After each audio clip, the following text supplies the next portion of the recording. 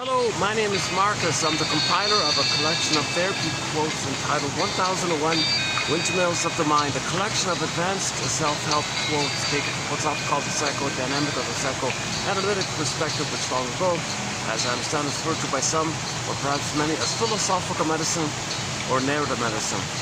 Now, well over 10,000 quotes in the collection. Recently added are some quotes on the topic of dopamine. So we're trying to include every angle, every piece of the puzzle we can to narrativize our story, find our story. That means we have a sense of lived time. That means we can process, assimilate, understand what happened as time. If you can accept time, that means you're safe. If you, the baby doesn't know time and he's traumatized, and the memory is in that pre-linguistic, pre-verbal part of the brain, the survival brain, the amygdala system, and there's a wiring in there and doesn't know time. So the way out of this curse, jinx, wrestling with this quote-unquote destiny, the cards you're dealt, this traumatic memory with the mother. Human connections lead to neural connections. The interpersonal leads to interpsychic or endopsychic. Okay, psychic stencil, psychic imprint, psychic template, prototype, deep existential conclusions. Okay, so there's basically a blueprint or a map or something like that. Based on the experience, okay, it's the memories of what happened. So you have an impression about yourself, it's fragmented, impression about the mother, fragmented, and all the fear, rage, called abandonment, depression, or physical anxiety, immense fear like that. And that fear, because the baby's traumatized, we're talking about if the baby's traumatized, okay, that's going to focus on the stress response. So the fear and anger, right? So first the child's going to be very afraid. Is he going to make it or not? If mother ignores the child's signals of distress and fear, even shame, the final pathway will be anger. So anger is still a cry of the fear underneath. Anger, there's always fear underneath when there's anger. You gotta have fear underneath, otherwise anger's the final pathway. What's under, what led up to the anger was the fear, shame, distress, worry, and all that. Okay, helplessness, powerlessness. You're not gonna make it, you think you're gonna perish, you're in peril. So the baby shows all these signals. The mother ignores it. Okay, final pathway to anger, fury, rage, like that. So he has some deep impression about the mother, about himself. He thinks he's unwanted, mother didn't want him, rejected, guilty, pain, shame. What's wrong with him? Is he being punished? Did he do something wrong? Is it because mother doesn't want him? That means he did something wrong by being unlovable for his mother, unworthy for his mother's love. Something wrong with him, defective, shame. And mother doesn't meet his needs. It's as if the mother's going to abandon him or something, abandonment. So he's going to be in rage. The rage is an SOS. Mother, whatever's going on with you here, I'm in SOS mode here. Whatever problem you have, help me out here. I'm your baby here. I kind of need you like that. Don't hurt me. My God, my goodness, could you put your problems aside for the time being and focus on me for a while? Don't make it all about you. That's what some others do. They're narcissistic. Everything is about them. They have a hard time giving like that. Hence the image of the wicked queen, eating the heart, the soul of the child, rough handling the laces, poison apple toxicity of the cortisol, and too much, maybe now too much dopamine as well in the breast milk if she's feeding. And an angry cow, poison comb. Mother, oh my God. So in the fairy tale, the good mother dies at birth because the mother was good in the uterus, but if the mother rejects the baby, okay, cords removed, presents removed, not around, no skin to skin, very stressed with no skin to skin. That'll increase the stress, the cortisol, adrenaline, and then dopamine. Whenever there's trauma, there's going to be stress and fear. When you're in fear, when the baby's in fear mode, the brain flares up dopamine. Now there's a natural dopamine for living, but there's going to be an exaggerated, excessive amount of dopamine to fuel the chase, the pursuit, to get mother. So the anger and the rage and the fear corresponds with this so-called molecule of more, meaning get, meaning go, meaning come on, it's the motivating molecule or something they call it that underpins and supports, that's there in response to the fear and the anger and the need for love.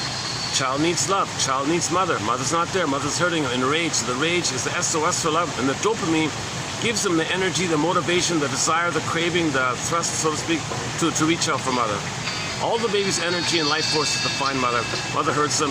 Okay, stress, fear, anger, dopamine. Now he's going to have what's called the dopaminergic mind. He may be set in with a curse, or he's always in a permanent emergency.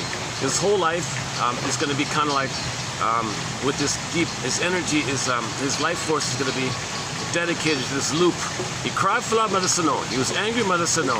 He tried again, mother said no. He tried harder and harder, dopamine, mother said no. And it's a disturbance, and this is a survival issue for the child. So his emotional development, his sense of ontological self, feeling self at home within self, feeling real and alive, that all goes flat. So that part of him, that major part of him, is going to go flat. The pin goes under the collar, flat affect. Long ago, athemolexia, no feelings for words. Nowadays, alexithymia, no words for your feelings. Now, another image or metaphor for the disappearance or the exile and the loss of the soul, the feminine, the beingness, the embodiment, feeling real and alive, okay, is that you take the quality of feeling real and alive. We're meant to be there. That's the blue jay of happiness is there. The golden ball is there. The wide range of feelings, vibrancy of feelings, needed feelings. We live there with the golden ball and the blue jay and all that identity. I feel their friends. So that whole part of us, the quote-unquote more human side of beings there, this identity part, the true self, real self, intrinsic self, basic core self, heart self, the real self of us, the real human, feeling self of us. Get that. So you symbolize it as a princess, because that quality in the body of being embodied, they would say embodiment, like beingness. So it has a still-like quality, like the moon. So you got moon and sun. People would say feminine, masculine. The sun is like kind of active. The moon is kind of still. Everybody's sleeping at night. It's kind of still and calm. The sun is vibrating like that. So they would use the association of the moon and the sun as feminine, masculine.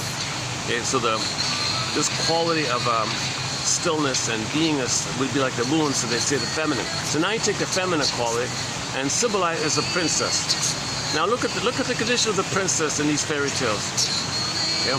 The core, Miss Core, meaning the heart of the person, the core of the person, the soul of the person, Miss Core, Princess Core. Earth opens up, she gets pulled down. That's pretty clear, isn't it? Okay. Now you got this metaphor. So you see the gap in the earth. It means that there's a gap between what the baby needed and what he got. There was a gap. The baby expected mother to be there, be attuned, be trained, be in sync, be recognized, see, soothe, provide a rhythm of safety, tenderness, sweetness, kindness, affection, the whole essence of being a mother. He expects there to be a mother, a breast, being held in mother's bosom, arms, safety, sleeps on the belly, rhythm of safety, rocker, she sings lullabies or whatever, soothes the baby, sees the baby, recognizes the baby sees all this and wires it in.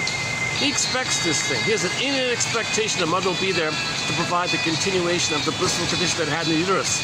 Okay, babies need an extended, social, interpersonal, womb-like condition for the first 4 to 5 months, called the paradise garden of Eden, take your pick. And mother betrays it. So the expectation for it, and what he gets, the trauma that he gets, he expects love, gets traumatized, a huge gap like that. So the metaphor is a gap in the earth, okay, the crack in the earth, the chasm in the earth, and the soul of the person, Miss Princess, core, soul, representing the beingness, gets pulled down because of the gap like that. So now you got this crack in the earth, so to speak, and the soul, Miss Core, can't be there. So the metaphor means you can't feel real alive because the soul's not there. It got pulled down like that. So deep in the unconscious, very repressed, and your soul is living like it's exiled. So we don't know where she is, kind of thing. It's deep in the brain somewhere, deep in the body somewhere. It was a potential. It's still there. It's just frozen. Sometimes it turns to stone. Sometimes it's numb. Sometimes lost. Now, Miss Dickinson describes the pain of this as the mercy where the brain sends you endorphins. There's a pain so utter, swallow substance, your core substance up, then you go in a swoon.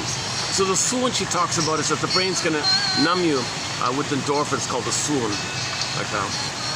Now, in the Disney film Inside Out, they paid tribute to this in the second one. In the 2024 film Inside Out 2 by Pete Docter, the director, Pete Docter, I regard him as a soul doctor. Okay, in that, so they paid tribute to that scene because he saw the sarcasm scene, saw the chasm. He saw the gap there, they couldn't cross it all. There's a gap in the earth like that. Okay, so the associated voice for that chasm was sarcasm, chasm, sarcasm. So those mind workers called the sarcasm workers, that's a reference to the chasm in the earth, the gap of what we just said. Baby needed what he got, the gap. So the chasm, sarcasm, anger. So anger is one way to express. The sarcasm is one way to express the anger. And sure enough, you can see in the film, they were very angry, hostile characters like that, very sarcastic characters. Okay, bitter banter, cynicism, sarcasm, negative jokes, insult joke, that's all anger stuff. So anger, so that's code for the anger, that we were in desperate SOS mode. We were crying in anger that we want love, we want mother, we want development, we want a secure attachment, we want paradise, we want to go through a developmental process, have our identity, we want our soul there, we want to feel real life, we want the blue jay, we want the golden ball, we want development, we want I feel therefore I am. And when you have the I feel there I am, then you have the quote unquote regular normal human side of being human. Empathy, and the feelings for self and others. Ethics, morality, virtue is going to be there. Heart-based living, because now you know what's unique, you express what's unique. That's meaningful for the person and meaningful for everyone else. Everyone's better off like that. If there's a mistake, misunderstanding, you have the ethics to articulate that you feel badly about the mistake, and you say, I did this, I feel badly about it. I specifically you articulate specifically that you feel badly about to convey it, and then you feel and how you feel badly. You share all that. You won't do it again. You're very sorry. That's kind of like an apology. So you have the ability to make an apology. You have the ability to make an I statement. You know, in intimacy, in relationships, two people make I statements. You know, when that happened, I felt that, or that reminded me of that. Now, what's going on with you? What's going on with you? And you have that trust and ability to articulate what's alive in you, what's going on with you.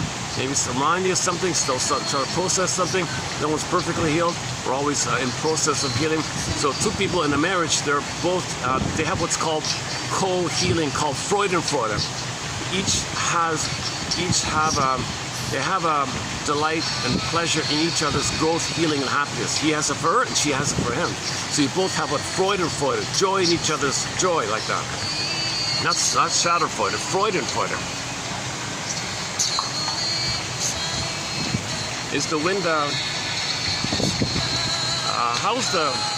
wish I could tell if the wind is blocking the phone here. I got the fan right on me here. Should be okay, right? Are you hearing a muffling sound with the wind? I got the fan. See, I got the fan there. Sometimes the wind blocks the speaker there.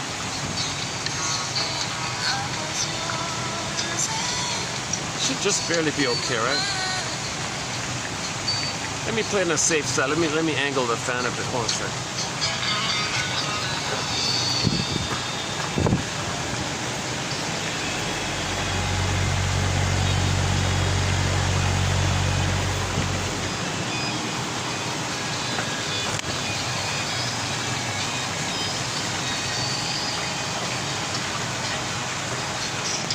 Oh, that should do it. Okay.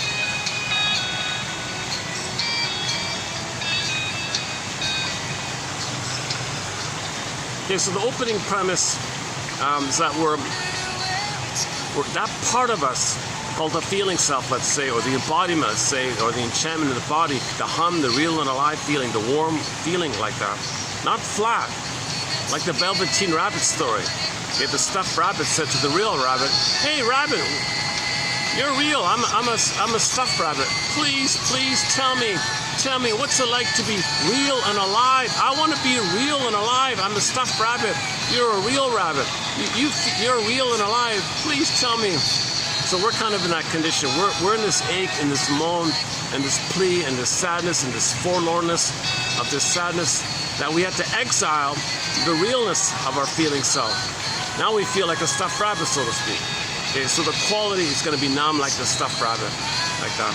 Sometimes the princess, morphs into a bird and flies away, morphs into a fox and runs away. Because the child is saying to his soul, my own soul, so I'm sorry for me and you and the soul. I'm sorry, I can't protect you. I can't protect you. Mother's too dangerous. She's too bitter. She's entitled. Mother's got emotional dyslexia, emotional warping, narcissism, entitlement. Okay, she can't do it. She's hurting us. I can't protect you, soul. Soul, please, go, take off. So sometimes some versions, the princess morphs into a bird and flies away. Morphs into it could be any kind of a deer or a fox and runs away. Go, get out of here. I can't protect you. Exile. Don't tell me where you are, because mother will know, and so hide. Go, hide. I'm sad about this, I'm gonna miss you, but at midlife, when I realize I had to send you away, I'm gonna search for you.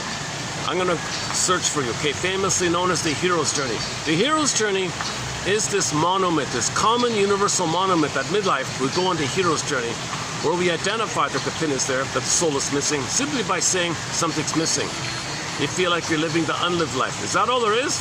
A person might have ennui even. Yesterday's topic a little bit. So there's something missing. Well, you're not feeling real and alive. You're not. The feminine is missing. So now you begin the journey, the hero's journey. Okay, now you need a thread to go into this vast unknown. As the labyrinth, you need a thread. So these quotes may be a thread, possibly. The idea being that if you read 10, maybe 1 out of 10 will give you some guidance, some inspiration, like a little thread like that. So knowledge gives you a little bit of a preparation to know what's going on. So that's basically knowledge like that. Jeanette Paris calls the psychoanalytic perspective a lantern, giving a night vision. Back to Miss Dickinson. I have a lantern, and I am out in search for myself with the lantern. So these quotes give you some lantern, like night vision, she calls it. Also, when you're in the labyrinth, sometimes you need the sword of discrimination, the sword of discernment. So in the Perseus version, he's got the sword of discrimination, the sword of discernment, because you got to discern. What's the defensive need? What's the real need? You got defensive needs. So when you're traumatized, you create a defensive self or a false self, and you have false self needs for the false self. So you got to identify, is this for the false self, or is this connected to the real self? You got to make discernments, and there's a whole area in that area. Okay? Perseus has the shield as the mirror, because you got to reflect. Before you face the Medusa, the mother complex, or the Minotaur back in the Minotaur one, the Minotaur back in the Theseus one, in the Perseus one, before he gets to Medusa, Medusa means the mother complex, it's the trauma. Too much pain around the mother, called the mother complex. You're enraged, some impression of the mother, oral phase, oral rage, impression of the mother, put in a shaker thing. In the unconscious primary imitation, you got condensation. Okay, so shake it up, poof, you got a monster. It could be the Medusa one. The Medusa image simply means mother complex. It's mostly your own rage, actually. So when you see the mother complex, actually, in some versions, when Perseus looks at Medusa, sometimes he sees his mother, sometimes he sees himself, sometimes he sees both there, something like that. But most of these monsters in the unconscious are monsters of the id monsters. Okay, so your own anger in the imaginal world poofs into a monster. So these monsters in myths and fairy tales and science fiction, all that, they represent in the imaginal world of the baby. The rage is imaginalized into a scary thing. And this scary thing can take a variety of forms. Typically it's oral, typically it's in rage, so it has that cannibalistic quality because the baby was in the taking in kind of place. The mother has much power, way more power than the baby, so it's exaggeratedly much more monstrous and powerful. Because if you take the giant and make it enraged, like the baby's enraged, you got the scary thing. So look at the Minotaur like that. So typically in the Perseus one, so the metaphor was in the unconscious, the labyrinth, there's the mother complex there. So every time you have a feeling, gulp, it took it away, right? The Minotaur ate it. So the story was they threw in these young guys in there as a sacrifice to placate. The metaphor means when we have a feeling, gulp, the Minotaur eats it. So the image is not, don't take myths and fairy tales literally. They're metaphors for inner dynamics. They're code for inner dynamics. It's a way to talk about inner dynamics. Myths and fairy tales are just like dreams. Okay? And there's commonalities in trauma, so that's what these motifs are. So the motif of the Minotaur gobbling up the men. Okay, so the storyteller would say, oh yeah, throw these guys in, the Minotaur eats it up. Gotta placate it. Well, you gotta create a story somehow, but the imagery is important. You gotta look at the image. So the image is the Minotaur gobbles up the men. So in any myth or fairy tale, when someone goes in and they gulp down, okay, that means your feelings gulp down. Now, the gulping down of your feelings is also known as a tormented soul in the underworld. So in Dante, you got those tortured soul characters. That's your repressed feelings. So each feeling personified as a character, a soul, a person, a character, part of you, okay, like a representative of you, like a micro version of you, like a character, like a soul, a torment, you're in pain. So your feelings that got pulled down, that's the tormented souls in the hell scene in the Dante story of Divine Comedy story, right? Is this okay? Too distracting? All right.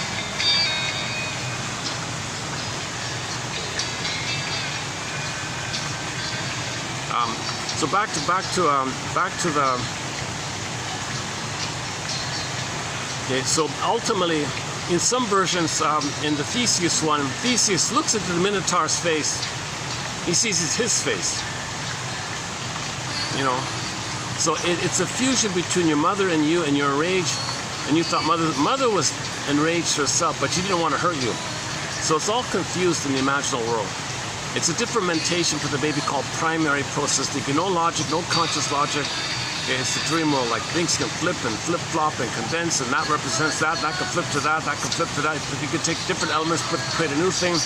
So it's a different kind of topsy-turvy kind of world. Like that's why some people are very traumatized. They're very good at double think and double talk, because they're kind of coming from this magic mirror within the BPD amalgam mirror like that. So anyways, in the Minotaur one, hang on a sec, maybe I should, let's do this then. Oh. In the Minotaur one, you want to recognize and parse out that your mother hurt you and you were enraged. So what belongs to the mother, what belongs to you, and parse it out. Okay, then you can pass through, right? You go on your way, kind of. You got to pass that kind of thing. But the way to pass through the Minotaur is to understand it's a fusion of your rage and your mother. Put it together. Okay, in the Perseus one, and then now you advance it to the Perseus one.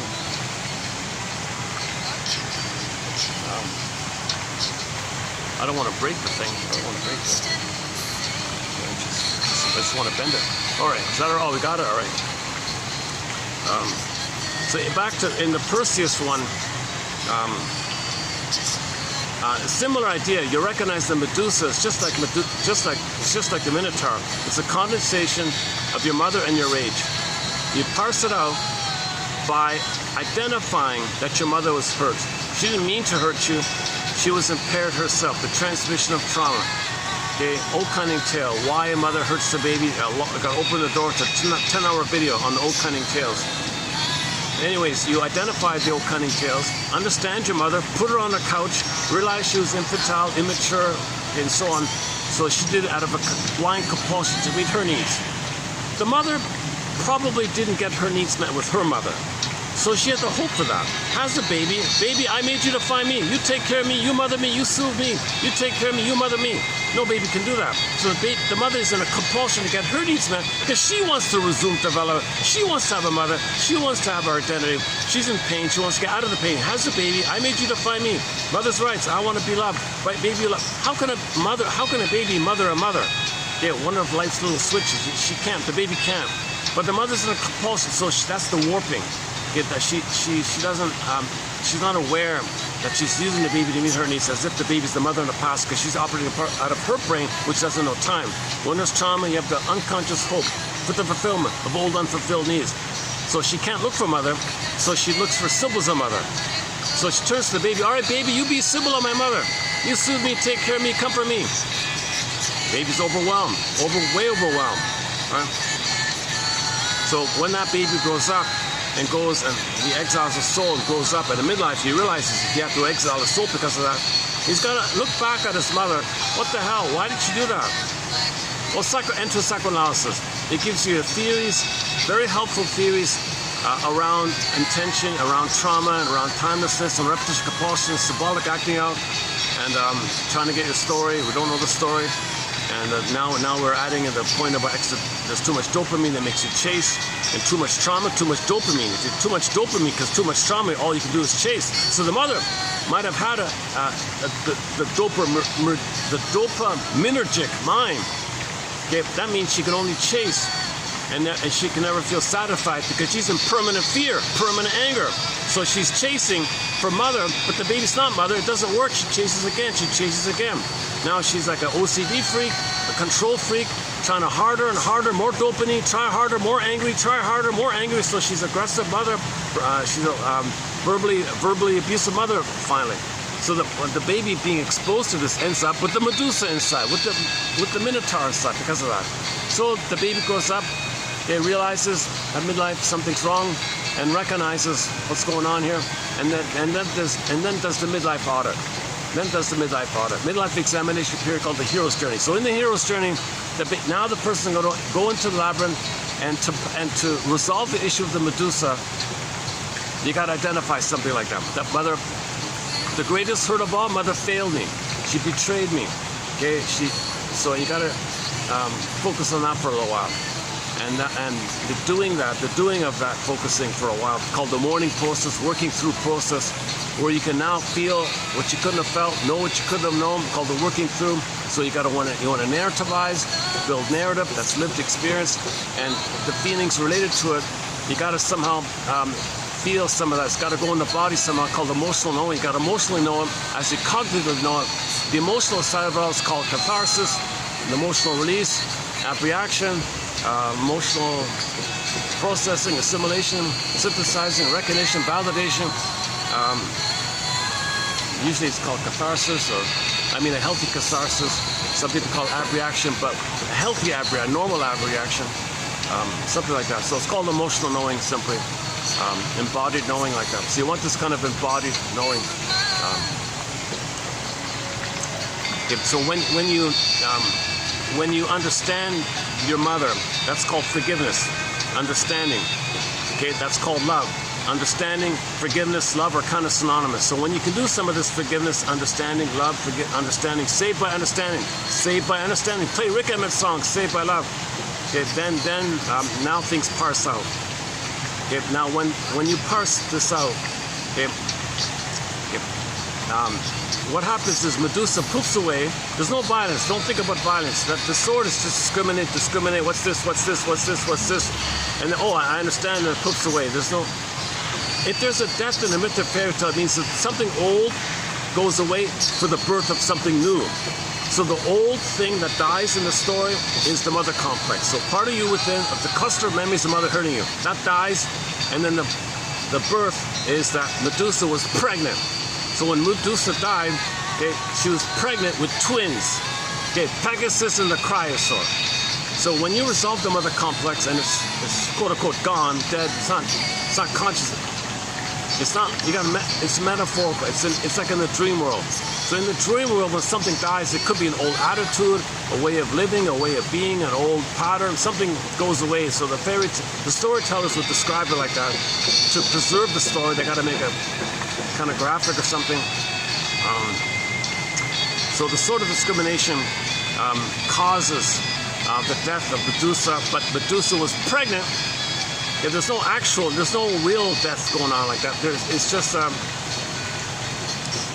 old way of living, feeling, thinking, being, attitude, false belief dies, and then the birth, new life. It's the death of this false stuff. That's the birth of the real stuff. So the real stuff is Pegasus. Now, Pegasus means your soul, the feminine, the embodiment. The horse can fly, wings, flies, soul is free, emotional freedom. You emancipated yourself from mental slavery. You emancipated yourself from this inner tyranny. You emancipated yourself from this curse, jinx, destiny. You freed yourself. Now you're embodied. You feel free. Now, when you're embodying, what you do with embodiment, you put it in some kind of form. The activity of putting your feelings into form, that's the masculine. Moon, sun. Okay, so feminine, masculine. The doing comes from the being. The being is the Pegasus. The doing is the Cryosaur. The Cryosaur is a generic idea of masculine. So the doing could take many forms. So the Cryosaur, poof, now you got the muses. So now you can express your feelings in whatever form. It doesn't have to be art or painting or sculpture or music or it could be just being a waiter, just being a little creative in your daily living. This might be nice like that. This is a new way of doing things like that. Put the chairs this way. Maybe he discovers, maybe he intuitively picks up feng shui. Maybe he figures out a feng shui thing. People enter the place. I like the vibe here. I feel the flow, the sunshine, the air, the angle. Oh yeah, I like. Maybe the waiter kind of he was just imaginative like that. So just when you're doing something from the feeling, you pick up stuff and you do something. The doing, that's the Cryosaur, the muse, the activity like that. So mating king. So you want your doing to come from the feeling. Okay? If you don't have your embodiment, if you don't have your feminine, if the feminine is wounded, your masculine is distorted. That's Windmills' line. It's the wounded feminine leads to distorted masculine. Kristen Wilson's line, if you're not in your body, The feminine is missing. You're not in your body. You're not making sense. Literally, you don't have your sense of stuff, and you don't make sense. It's disembodied discourse that causes all. The only thing that makes sense is embodied discourse. The only thing that makes sense is embodied discourse. You have your feelings. We're all humans. So then you make sense when you come from a place where we're human. We're all from the quote-unquote human side of being human. You're living in loving generativity. If that's all frozen, then you're in a panic place of too much energy in the trauma neural thing. Anger, dopamine, chase. Can't enjoy, no serotonin, no oxytocin. Can't enjoy, can't love, because in trauma, the set points in the brain of oxytocin and serotonin go too low, the cortisol, adrenaline, and then dopamine too high. That puts you in the chase because you're fear and anger, chase, fear and anger, chase. So you can't enjoy. That's why people chase things and it doesn't last. They got to chase for something new. Disappointed. New disappointed. Because what are you looking for? You're looking for mother. But you're not in the nursery. So you look for symbols of mother. Okay, food, okay, ice cream, material, matter. So it could be greed now. So you look for something, mirage of mother. And that's the chase. It's never it. So the pain is still there. The stress is still there. The chase is still there. Play the song, The Chase is Better Than the Catch. Now, I haven't played it yet. It's a heavy metal song. The chase is better than the catch. He's talking about this manic pursuit. Can't enjoy, can't love, can't have pleasures about anything. He's not in the present. He's in a panic emergency, 24/7 fear, emergency, hypervigilance, chase. He's always chasing, greed, chase, make excuse, enter the rationalization brain, which gives you camouflage to fool you about your agenda and fool others about your agenda, because you can only chase. You can't know the truth. You got to chase. So rationalization is when you want to fool yourself that you're being rational or reasonable when you're not. You're not. So yesterday's topic was in the chase mode, in the greed mode, at the rate of plastic dumping that's taking place in the ocean. One guy said in less than 20 years, there'll be more plastic than fish in the ocean. Does that make sense or not making sense? But he'll make excuses. The excuse was, well, if I'm doing it, then that's the way it is. Who we are. That's who I am. Play that obnoxious song. I am who I am. Well, what a cop out, that song. I am who I am. I hear it all the time in the mall there. I am who I am. A very angry attitude like that. So there's no introspection. If I'm like that, then that's the way I am. Don't talk about it. So the author was saying, you can ask any child. Well, I'm paraphrasing. You can ask any child, hey child, what makes more sense? For there to be more fish in the ocean, or for there to be more plastic in the ocean? And I imagine the child saying, what are you talking about? The plastic goes into the recycling bin and it gets recycled into some kind of product, right? I was just thinking, I bought a shirt. I have a shirt actually made from plastic, recycled plastic. It's waterproof. Yeah, it's long. We don't have the short sleeves. They only have long sleeves. I want to wear it more often. It's just so hot. I actually have a shirt made out of recycled plastic. It's okay. It's okay. It's good for the rain, and if it's raining, if you don't want to wear a raincoat, you just wear this waterproof plastic. So of course the kid's going to freak out and be shocked and disturbed at the idea. Of course it's common sense that there should be more fish in the ocean than plastic. But the people dumping in the greed, because in greed and panic you can't think reasonably, because you're in an emergency, you're in survival, you can't think reasonably. Right? So this excessive dopamine makes you deny and rationalize. Deny, rationalize, rationalize. So the people doing this say to the kid, well kid, don't complain. We're going to pave paradise, we're going to create a parking lot, play Joni Mitchell. Well, why would you do that? Well, if that's what I'm doing, that's what I'm doing. I am who I am. Play it again, obnoxious. So that's the first time I'm barking about that song. I've never wanted to comment on that song. Talk about a Freudian slip. That's a Freudian slip. I didn't want to mention that song. Maybe I'm a little agitated today or something, or maybe some bottling up in me, because I hear it all the time, and it's a harmful song, I think. Superficially, it sounds, it's open to interpretation. but the way I think it's probably being used is to deny and rationalize. That song is about denial and rationalization, but if you mention that, you'll be criticized, and so it's just hard to talk about that kind of. Maybe one day I'll look up the lyrics. In the meantime, I'll stick with this song here by folk singer Lynn Miles.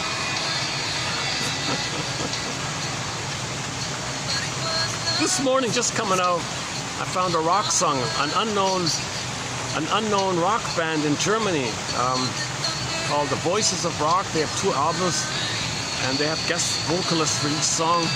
So it came up on the feed. One of them was okay. The singer was from, his family was from Haiti. He was a punk singer with the freaky hair and all that. But it's not too bad. I thought, okay, let's for some variety. Dopamine. In the future, I want to look into this issue about music and dopamine.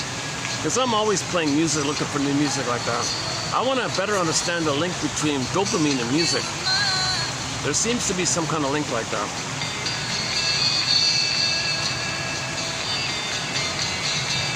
If it's rhythmic, it reminds you of safety, and when you feel safe, you want to do what you should do. But if you try to do, okay, no, let's pause it there. The main 2 videos ago, I spent 3 hours. Oh, here's the star of the place here. Say hello to I don't know his name. Is he coming? Let's see. Can you see the swan? Just where the water is. I mean the fountain.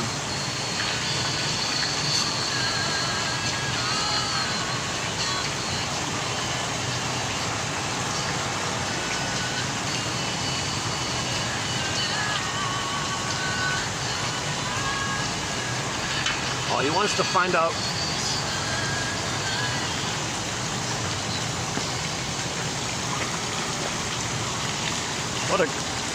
Yeah, they got 3 swans here. He's the older one, and they got the 2 babies over there.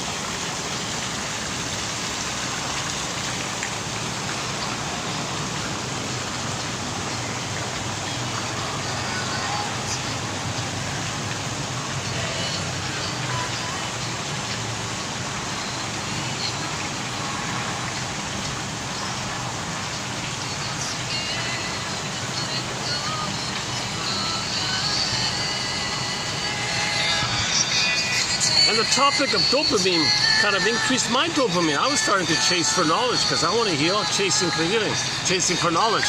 So I'm chasing for something to help me to heal. But dopamine is ultimately about, you want to get the love that you should have received.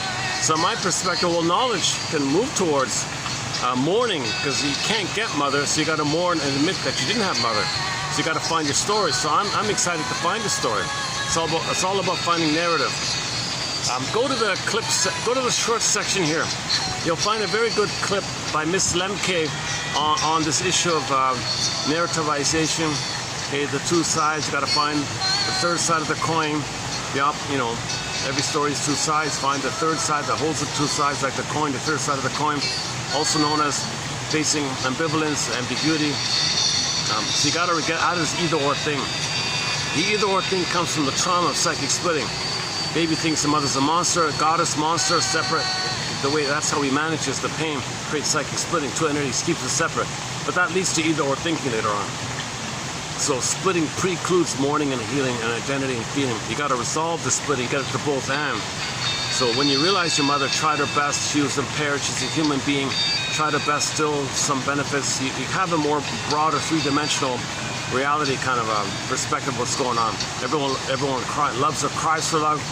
We're all one massive her family, human family here, and she's wounded. So study trauma, she's a traumatized person. If the mother's traumatized, she can't love, she's in pain. She's crying for love, turns to the baby for love. Mother can't do it, but she was desperate in the panic, didn't know it. Because of the pain, she can't be conscious of it.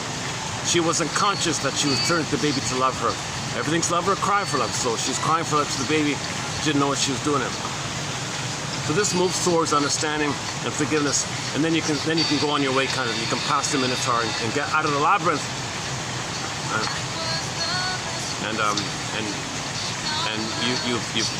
you've faced everything you need to face in the unconscious, so you can live in the present. You know. So 2 videos ago, I posted the quotes by Miss Lemke and Professor Previk.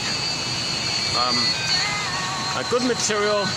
I recommend that video done at the hotel, a nice venue there, nice and quiet place. Yesterday, actually, at the park was a bit of just a small follow-up to it, but the main one was 2 videos ago. Was that 3? Was it 3103? Is it? No, sorry. Yeah, 31. Today is 6, right? No, 4, make it 4. 31, I think it's 3104. But the actual quotes is 31. I presented it all in preview mode, right? So the actual printing of it is like a month ahead from now. Like, what is it? 3155 or something like that. 54, maybe 50. It's either 3153. Go to 3150, 1, 2, 3, 4, 5. Somewhere in there you'll find those quotes by Previk and Lemke.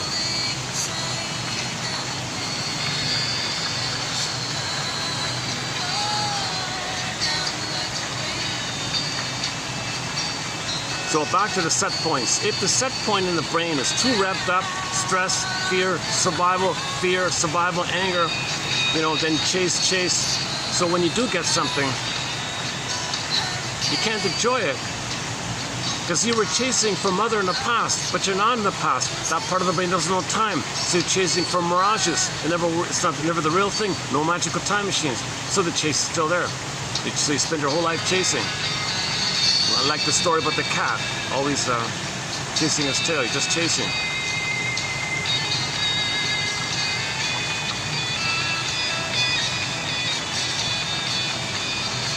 So in normal development, the set point of serotonin is at its proper level, so you can enjoy simple pleasures. You feel safe and you can enjoy the present. Oxytocin at its proper level, so we can love and have affection and tenderness, and his intimacy will be an expression of the love. So his bodily expression and the heart expression will be together, won't be fragmented. So that's the natural state of affairs, to express your love in the physical area, sensual area, intimacy of a couple like that. So there's a warm sharing like that. But if trauma, that stuff goes down, and the fear stuff goes up. Stress, adrenaline, go, dopamine, chase with the mother. Wait a minute, you're not in the nursery, so what are you chasing for? Well, Jonoff says, well, mirages. Okay? Unconscious or conscious associations of mother. Material, matter, you can buy stuff, like some mother's body. You know, so he serves you. Oh, here it is. Here's the baby one.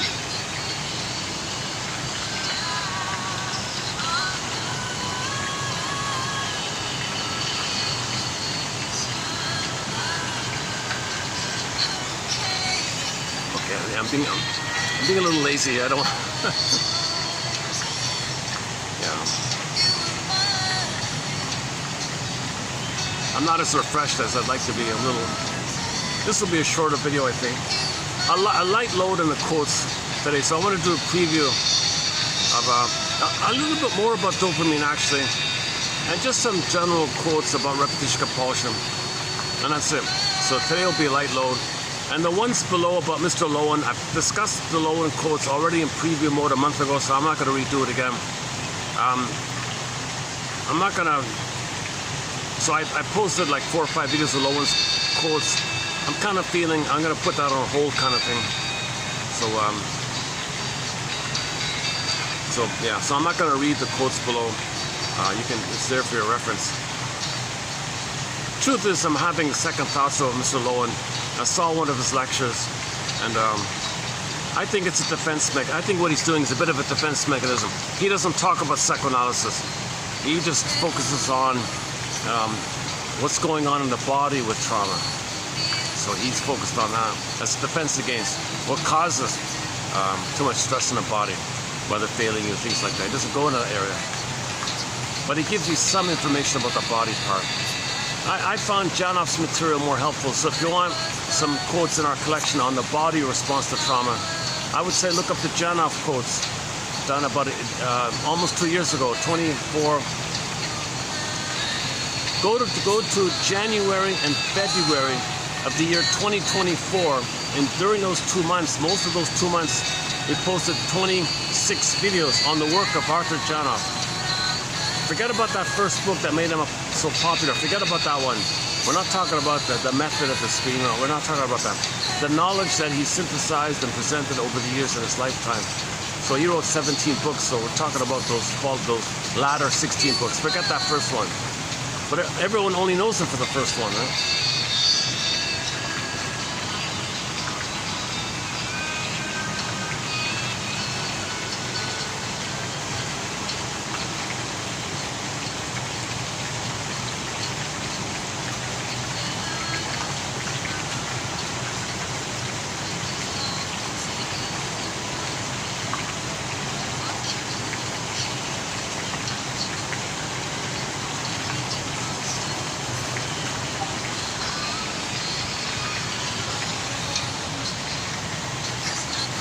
He's learning. That swan used to come up and yap at my phone, try to grab the phone. he realized it.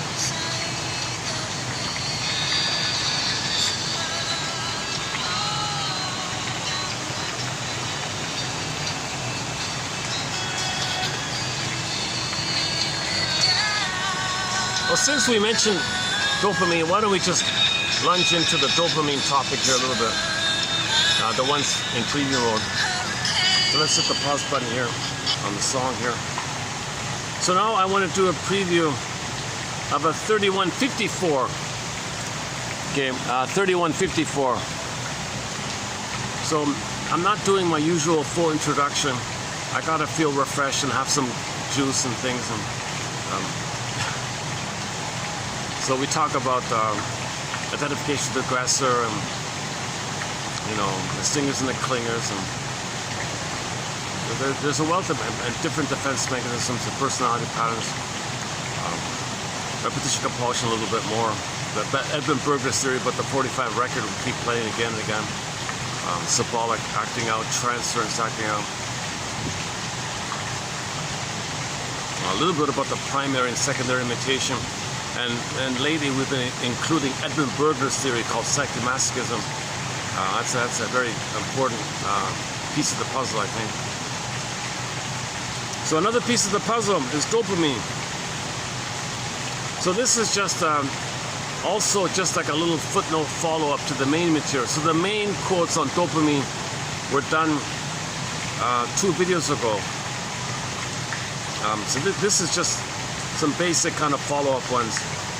Due to space, I couldn't get all in one video. So, okay, let's start off here. Okay, let's continue. Dopamine. During conditions of uncontrollable stress, okay, i.e. the baby's traumatized. Weaning trauma, relational trauma, interpersonal trauma, developmental trauma. Okay, there could be prenatal distress syndrome, birth trauma, perinatal trauma, overwhelming stress. Overwhelming stress. He can't know it. His body, his poor little body is going to be flooded with stress hormones. And with those stress hormones come dopamine. Now he's got too much dopamine released into his nervous system. During conditions of uncontrollable stress, dopamine is released in the central and peripheral nervous system. So his nerves, his body, his movements, it's just flooded with go, go, go. So dopamine is the chase chemical, right?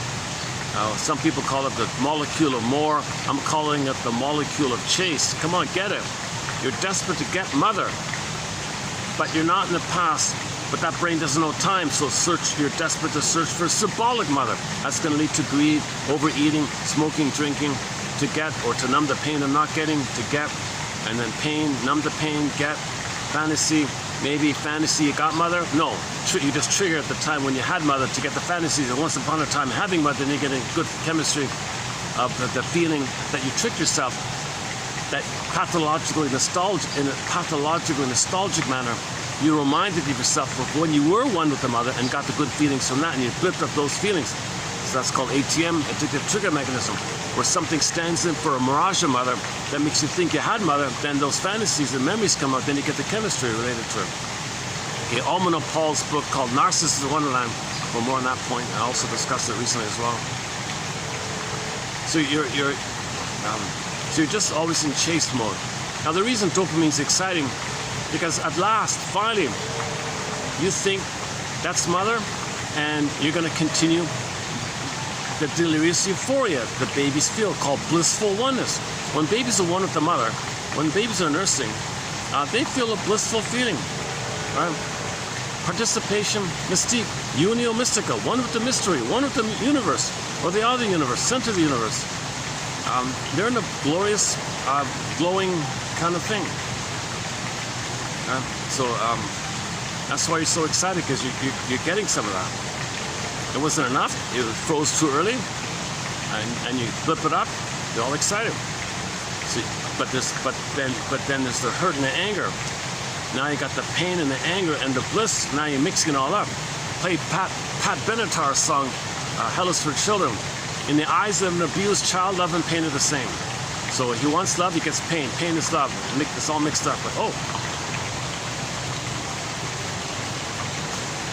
did we get him in? I gotta angle the camera just right. If I missed it, the bird flapped his wings for a moment.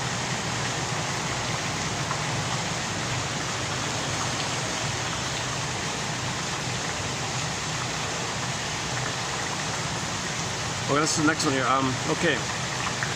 Somebody reported that they went to a lecture or something,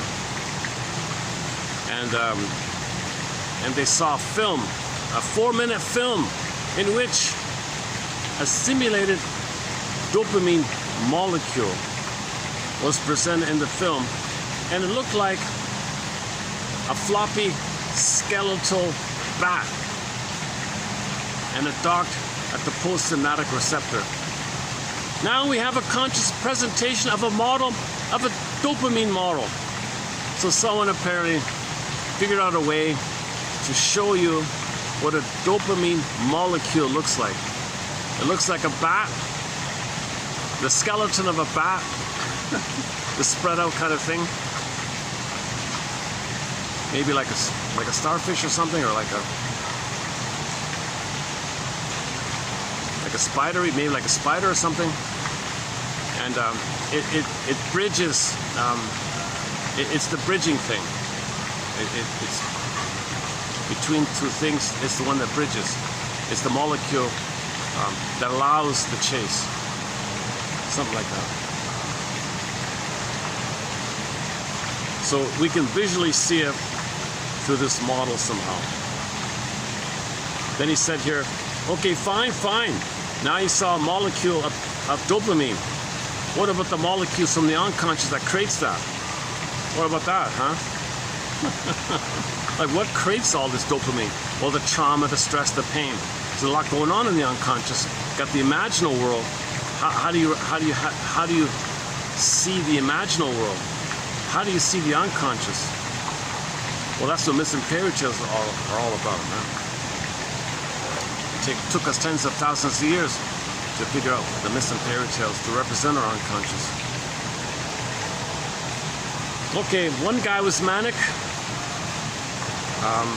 He felt empty with the trauma, so he was manic.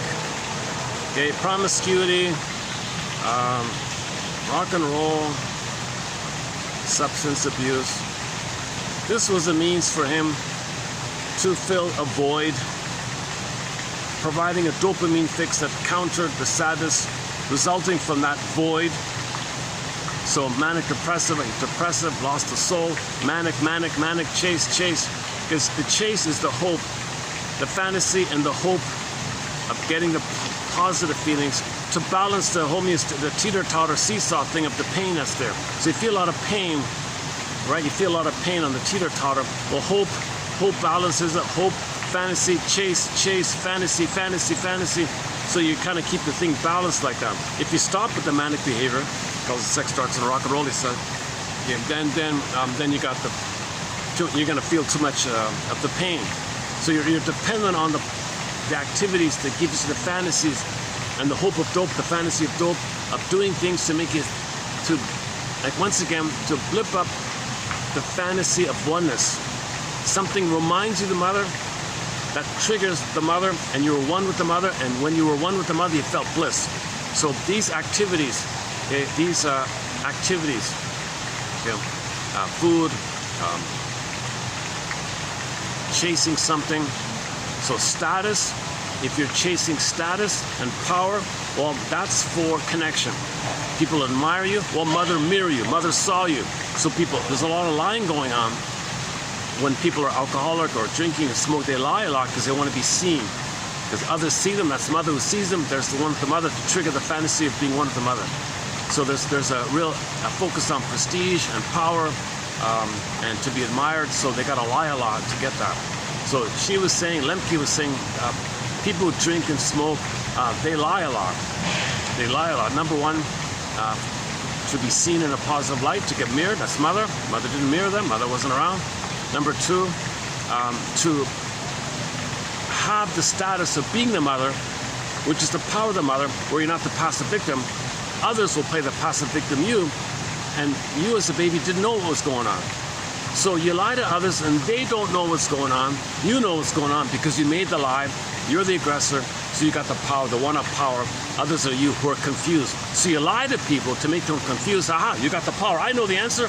So you play the mother one. So she talked about this whole issue about the control and the vanity like that. That's an underappreciated point about there by Miss Lemke, about how alcoholics are lying all the time, smokers are lying all the time. People in manic mode, they're lying. They lie a lot. They don't need to lie, but they gotta lie because they always want to be seen, and they're always chasing mother. So when you lie, you're chasing for mother.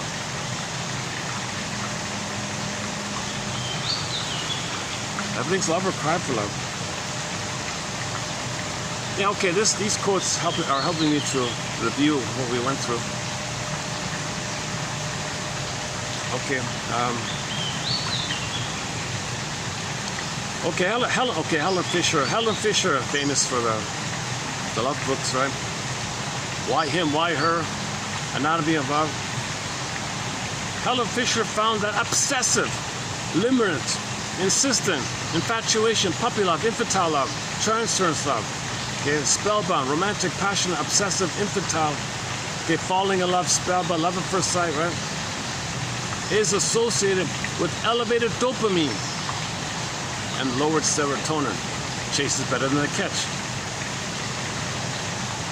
She pointed out that dopamine is a reward mediating transmitter and that it produces focused attention, all your energy and motivation to attain the reward. So the reward is, you thought the girl in the present can be the needed good mother in the past that would give you the bliss in the paradise. So the person in the present triggered the mother in the past. So the wiring in your brain flared up, and embedded in the wiring releases the chemistry of the oneness. So now you're feeling the euphoria of when you were one with the mother. You transfer, you associate those feelings to the person of the present because that part of the brain doesn't have time. So the person of the present is seen as the mother of the past, or the person of the present is seen as the emotional reincarnation of the mother of the past. You're feeling the past stuff. Or you transfer the mother in the past to the person of the present, think the person of the present, your mother in the past. Transfer. So now that's falling in love. Okay, it's a sudden thing, that's why Cupid throws the arrow. It's a quick little thing. That happens like just one look. Play the song, just one look. That's all it took. Oh, just one look, just one look. That's what happened. So now you're feeling this limerence, this spellbound, infatuation, euphoria, excited, honeymoon, kind of blissful feeling. You're the one. You don't even know the person. Okay, you're feeling the chemistry of the past. You want it to resume. So great hope like that, right? So now it's obsessive. Now you're dopamine chasing. Now they might leave. Now if they're going to leave, there's stress, more chase. They're going to leave, stress. Now you're in this negative loop because you think you're going to be stressed of them leaving. Now you got to chase. So when there's stress, you're in fear, get, go, fear. They're going to leave. No, try harder, obsess. What do I got to say? What do I got to do? Should I say this? Should I call? Should I not call? Should I send this text? So now you get into obsessive love because you're in a manic panic to win that person's love, return, because that's the breast in the past. You wanted the breast in the past to have your development. Babies need a time in the nursing where they feel safe for the first 4 to 5 months, a 2-minute entrainment, sweetness, and they can feel safe to have their embodiment, their beingness. But they weren't safe at that time, and that's what you're looking for. So in the repetition compulsion, in the manic pursuit, you're trying to pick up on the past and resume development.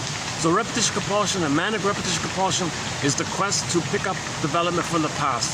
You want your identity and you want your feelings. So you want to go back to the past to have your development, but to have your development, you need the attachment. So you're looking for the secure attachment with the mother. Okay, no person in the present is a secure breast in the past. No time issues. You can't go back in the past. But that brain doesn't know time. So you actually think you're going to create a real mind-reading, blissful, oh, you know what I think. I know what you think. You finish my words, I finish your words. We're in a symbiotic thing. You want to create that symbiotic, constant craving, attachment, hunger, attachment, yearning, love, hunger, like that. So that's the great excitement of the falling in love area. Also called puppy love, infantile love, etc. So it's not the person-to-person love. You can't do person-to-person love.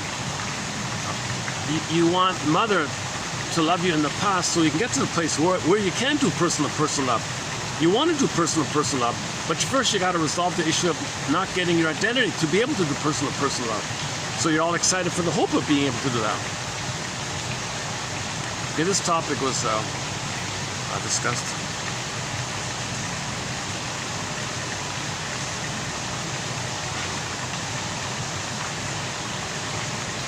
Yeah, there's a lot of events. At the other place, they were preparing for an event. These guys are also preparing for an event.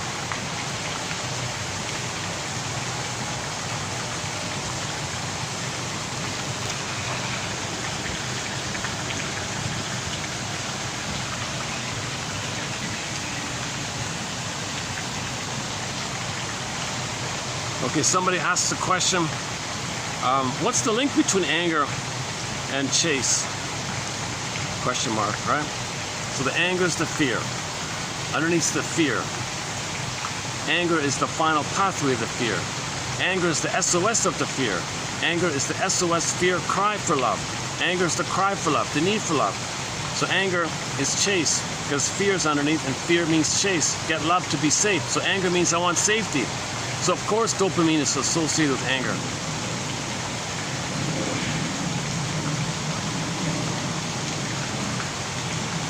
Doesn't mean they're going to be harmful or something. They might just be triggered easily or reactive easily or impulsive or something. It doesn't automatically translate. Most of the time, if people have PTSD, they don't hurt you. They just agitated easily, or they're just startled easily. They have an exaggerated startle reaction. They're hypervigilant. They never hurt anybody. But so 99.9% of the time, PTSD doesn't lead to harmful behavior. But maybe 1%, or whatever, less than 1%. So we're not talking about that kind of area. Because of its role in seeking, dopamine activity may underlie the excitatory issue of psychic masochism. Oh boy. So she uses the French term here. This is the first time I'm using this phrase, jouissance, from the French. I've never used it before. Thus, the surprising enjoyment, i.e. dopamine spike, is necessary to associate the adequate action with need satisfaction. Unpleasure recruits the seeking system via dopamine activity to motivate the organism to seek out the lost object in a protest phase. So your anger, protest, anger, I want mother. Dopamine chase. Well, what's mother? Mother's pain. You're chasing in your anger for mother, but that's pain. When love and pain are mixed. It's called psychomasochism, emotional masochism. In the French, they call it jouissance. But Burglar has a more elaborate theory about this.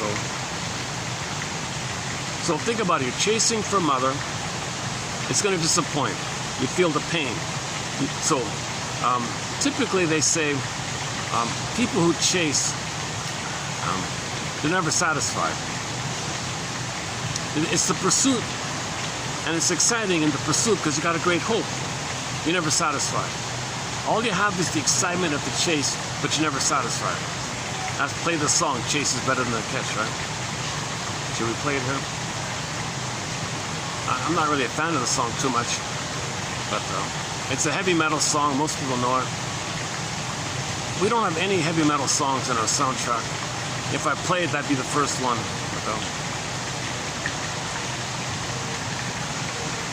But the lyric is catchy, right? Yeah, that band had a catchy lyric. You know the chase is better than the catch. You can't enjoy. So in the Don Juan syndrome, he catches the girl, can't enjoy, next, I can only chase, I can't enjoy, go away, bother me. Next, he has no oxytocin to love, no serotonin for pleasure. He can't enjoy the present, he only enjoys the chase. So he does the next all the time. So this is the promiscuity area. They don't have oxytocin for the person, they only have to chase. So these are the playboys and the playgirls and the Don Juans and the Donna Juanas. And the aggressive one is the Don Quixote, that's the revenge ones, the Don Quixote. Oh boy. Janoff's understanding of repetition compulsion is you want to correct the set points. You repeat to get the set points proper. So if the set points are whacked, once again, oxytocin set point too low, serotonin too low. Okay, stress, adrenaline, dopamine too high. So repeat the thing with the mother, with others in the present to change the past to get the set points proper. Doesn't work, do it again. Doesn't work, do it again. Bowlby's take of it is, well, the imprint is the stencil. You see, you transfer the stencil to the present and filter everything, see things through the lens. That's the past. You do it again, that's the past. Burglars is the 45 record. We only have one tune. You look around for the record player, new situation, play the 45. Play the 45. You only have one tune. Every neurotic is a music enthusiast, but he only has one record. He carries it with him everywhere he goes, with never-ending fiery ardor. Whenever he sees the turntable, he plays that one tune. So the tune is the memory of the imprint required for love, mother said no. So in the new situation, you recreate it, misuse the situation, twist the situation, manufacture, orchestrate, cherry pick, fit, make, happen, a new edition, a contemporary version of the past. You're living in the past, recreating the past in the present. So whatever happened in the past, that stencil, you take it to the present, follow the stencil, and create a version of the past via the stencil. So you're living in the past all the time. You're not enjoying the present because there's no serotonin or oxytocin. You have this unresolved pain with the mother. You want mother's love in the past, so you recreate it hoping to get mother's love in the past, but the present is not the past, it never works. So you chase, disappointed. So there's different ways to think about repetition compulsion. The 45 record one, the Bowlby one, the Janoff one, and all the other ones. We got a lot of good images for repetition compulsion. One of the most important chapters in our collection.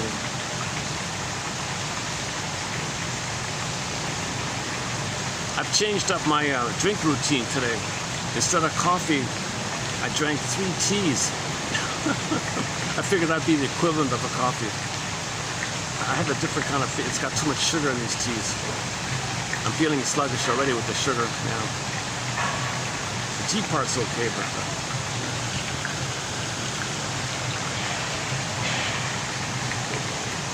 yeah, Lemke, I heard her this morning. She said, oh yeah, food is addictive. Yes, people get addicted to food.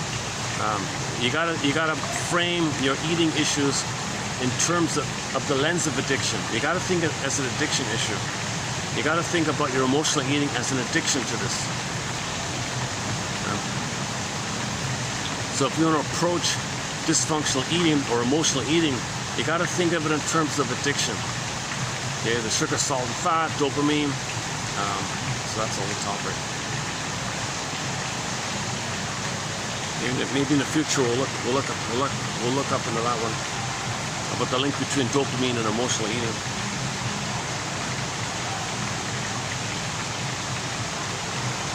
Okay, so this quote is interesting because he says here, you're excited to chase, but when you get the thing that you're looking for, there's only pain there. So you're excited and you get pain.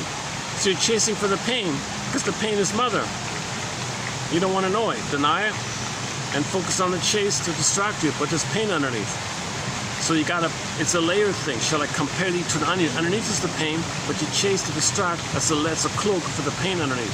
So there's a pain underneath. But you're not aware of it because the chase makes you unaware of it because the chase is exciting, but there's pain underneath. So you got this layered thing. And the pain's still there, that makes you chase. Pain's still there, makes you chase. Pain's still there, makes you chase. So dopamine is all about the chase to get mother's love in the past, the lost object, they call it here. So once again, it's all about mourning. You can't still look for mother. You're never gonna get it. You got 20 lifetimes looking for symbolic mother. No pint of ice cream is gonna be mother's feeding back in the nursery. The idea is to admit mother failed you and do the mourning process and feel now what you couldn't have felt. Realize you're okay now, you're an adult now, but you gotta go through the bodily reaction somehow, but you can hold it. But you need help, you need carrying witness because you gotta feel safe enough to tell your story called free association, dream interpretation, owning your projections. Hi. Is he gonna? Oh, he's just passing by. Okay. One of the staff guys here.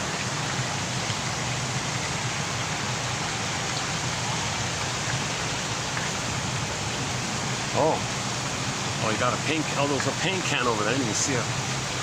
Oh. Oh, he's gonna do some painting over there.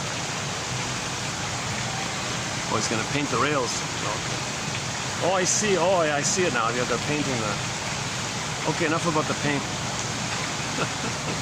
Let's do the dopamine.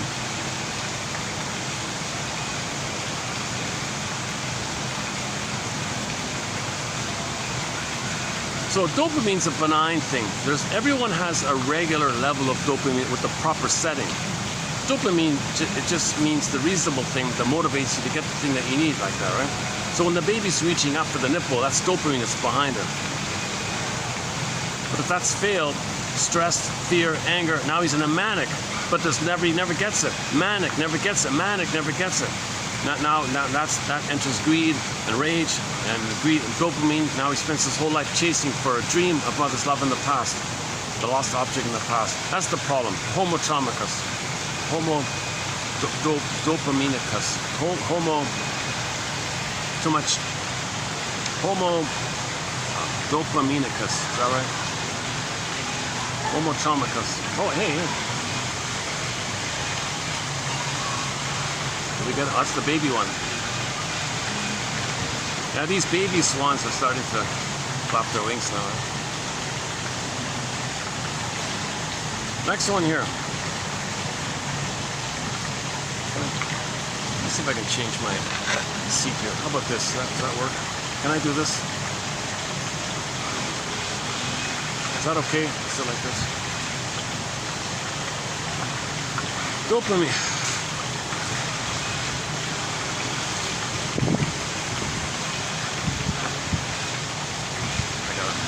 Maybe I should bring my own pillows or something. Where are we here?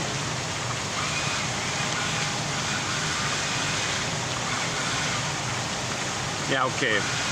Doctors are feeling bad because for years and years they've been giving prescriptions and they're saying, I feel badly. No, they're not getting better. It's time to offer them something more substantial. Okay, so in yesterday's video, there was a bit of a rant by Miss Lemke about doctors feeling badly that they're over-prescribing. They feel badly about it. They feel they're no good, so they project, oh, they're no good. They're positive aggressive. I don't want to see them. So her theory was a lot of doctors do feel badly causing all this harm, but they don't want to know it, so they feel bad inside, so they just say, well, they're bad. Those people are bad. Here, take your pills, go away. You're bad. I don't want to see you. So they're projecting their feeling of badness. They took an oath, do no harm. Here they are doing all this harm, right? Okay, so that quote was yesterday's one. So she's the only one that I know of that scolded her colleagues.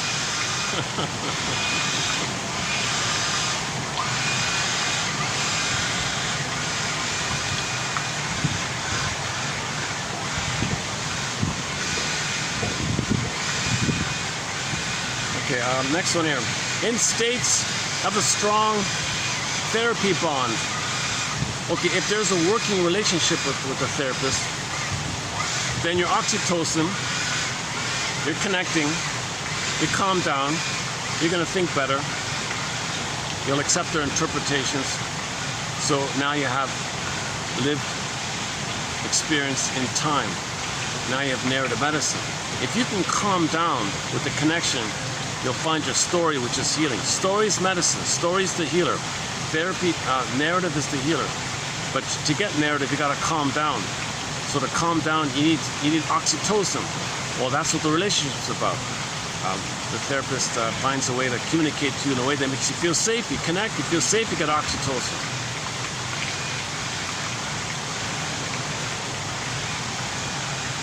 Oxytocin does far more than function during labor and lactation. Unlike dopamine-induced excitement, oxytocin induces a calm, warm mood that increases tender feelings and attachment. So, oxytocin is not only the love hormone, the chemistry of love, it's also needed when the mother's delivering the baby. The mother produces an immense amount of oxytocin during the whole birthing process. So when the baby comes out, the baby's placed on the bosom, skin to skin, hormones, oxytocin, and they latch on. It's a time-sensitive thing. You don't want to remove the baby and wash the baby, the hormones go away. Baby comes back, where are the hormones? How do I bond? The mother needs this oxytocin with the baby so she can be attuned, to be sensitive and attuned and be on the same track called entrainment. Entrainment, same train track. Okay, so the mother can pick up the signals. So that's how she can meet the baby's needs. So that's why I gotta leave the cord, leave the placenta, leave the oxytocin, hand the baby to the bosom. No.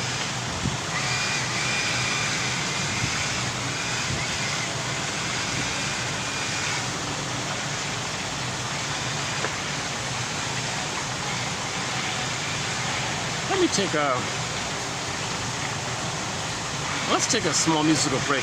Let's try that new rock song. I'm curious to try it out. I didn't even hear the whole thing, to tell you the truth. Let's play this rock song. It's by a Haitian guy. The guy's from Haiti, or his parents from, I don't know if he came as a kid, or if he was, the parents came from Haiti, and he played like as a backup assistant to many other bands. But he was mainly in a punk band. He's got the crazy hair and all that. Anyways, this German band invited him to play one of their songs. So this is sort of a rock song, sort of a cookie cutter, kind of a typical cookie cutter, melodic rock kind of song, called, what's it called again? Hang on. Forgot the guy's name. What's the guy's name again? Oh, hang on a sec.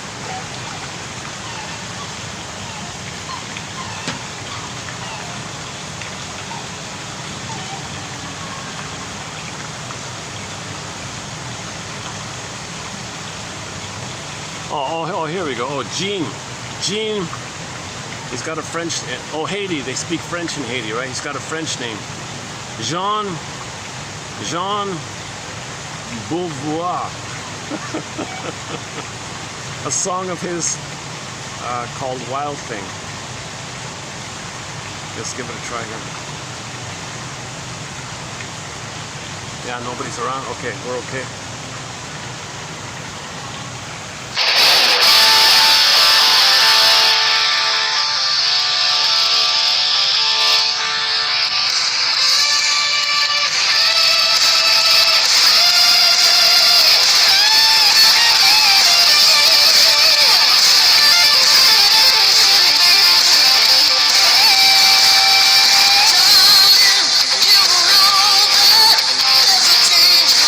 Your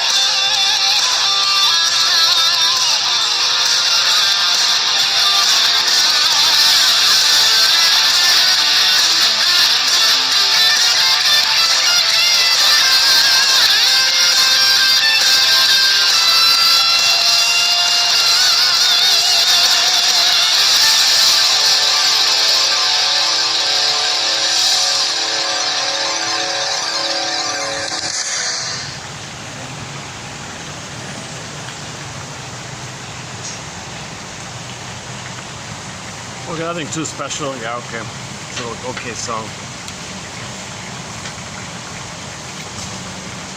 Okay, let's go back to our quotes here.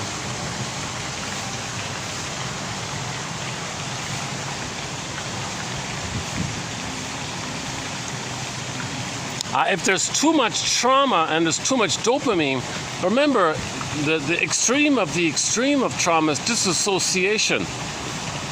Okay, feeling unreal, depersonalization, feeling that you're not really part of the environment, called derealization. Well, there's too much dopamine. So dopamine is also involved in the stress response of the freeze, okay, deer in the headlights, etc. The skin-to-skin contact stimulates the release of the feel-good hormones, oxytocin, serotonin, and a natural level of dopamine. And it blocks the release of cortisol. So yet again, here we go, yet again. Mothers are meant to hug the baby, hold the baby, skin to skin.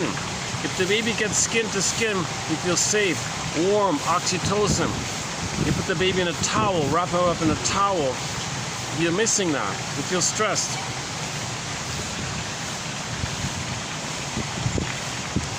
We feel better when we're connected. Yeah, somebody said just sitting in a circle. The very act of just sitting in a circle, like a talking circle. You pass the eagle feather in a circle. Family conference, you sit in a circle. Talking stick circle. Take turns in a circle. The act of sitting in a circle, you feel connected and safe and all around. Our brains produce oxytocin when we share meaningful our experiences. Okay, make I statements. Okay, so that's Miss Lemke's the clip called. Look up the clip called "Better Living Through Honesty." So you sit in a circle and tell your honest story. Better living. You feel safe. You can tell your story. You build your cortex. Reasonable. That's the narrative. When you feel safe. Sit in a circle, feel safe, be honest, building the cortex, thinking reasonably. There's a lot of healing like that.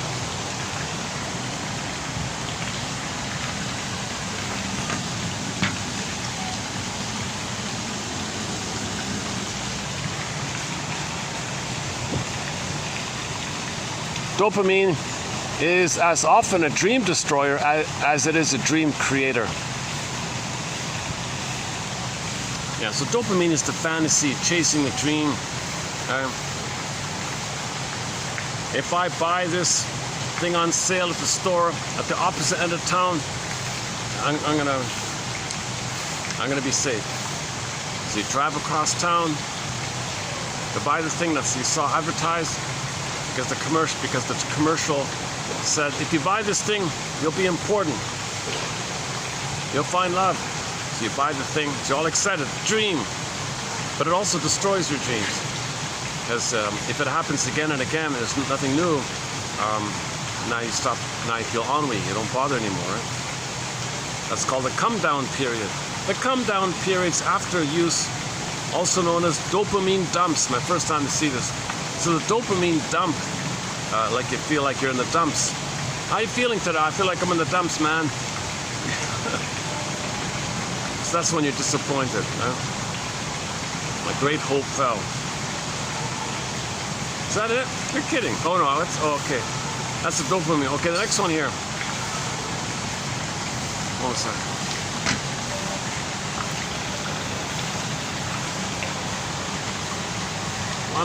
I'm really a little antsy today. I'm a little fidgety. Maybe this tea is much stronger than I realized. I gotta go back to regular coffee then.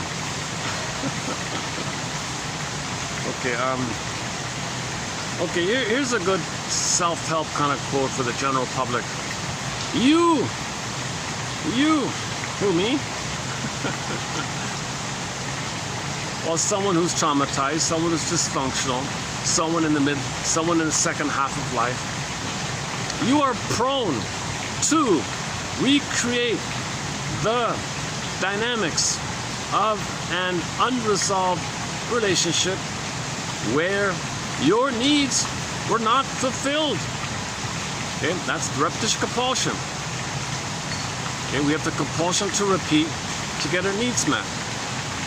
We can't be ourselves if we didn't feel safe with the mother, and that's what we needed. We needed to feel safe with the mother. Rhythm of safety, the secure attachment style. So you repeat for that. You repeat because that brain doesn't know time. So in the present, you're just doing a version of the past, but the present is just a mirage of the past. It never is the past. That's the confusion like that. So this is also known as transference acting out. You transfer, and like actors, it's a play. So the present, your daily life is like plays of the past. Somebody said, imagine an actor who spends his whole life, okay, from 16 to 80 or whatever, his job is to play a part in a play, and this play goes on every night, 2 matinees in the weekend, I don't know, he barely gets a day off. He plays the same bit part in the same play his whole life. We're kind of like that, right? So it's a play. Our daily life is like a play, like a theater play of the past.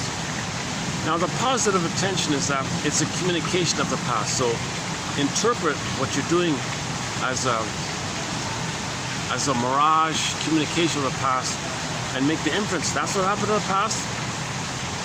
So you play yourself, find others to play the refusing mother. Or you play the refusing mother, find others to play you, and you refuse them. So you're just flipping it around, passive or active. The passive is more benign. If you're the aggressor, it's more disturbed because you're hurting others, because you don't want to know that you're hurting yourself. You project yourself on others to distract you that you're hurting yourself. And you create excuses called rationalization. Repetition compulsion. It is as if you have the script of some unhealthy relationship pattern written in your head, and you keep playing out your part, only with different characters.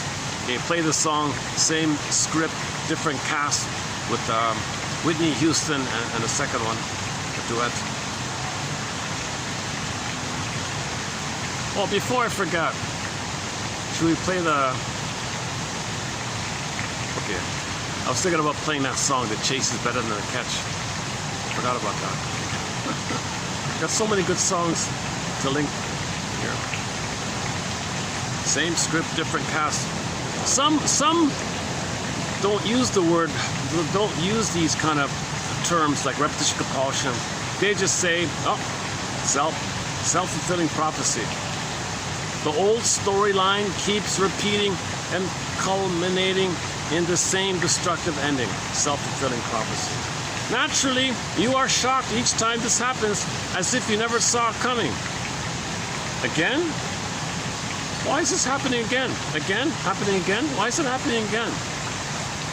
Because dopamine's for the chase, but you only have a script, one relational wiring.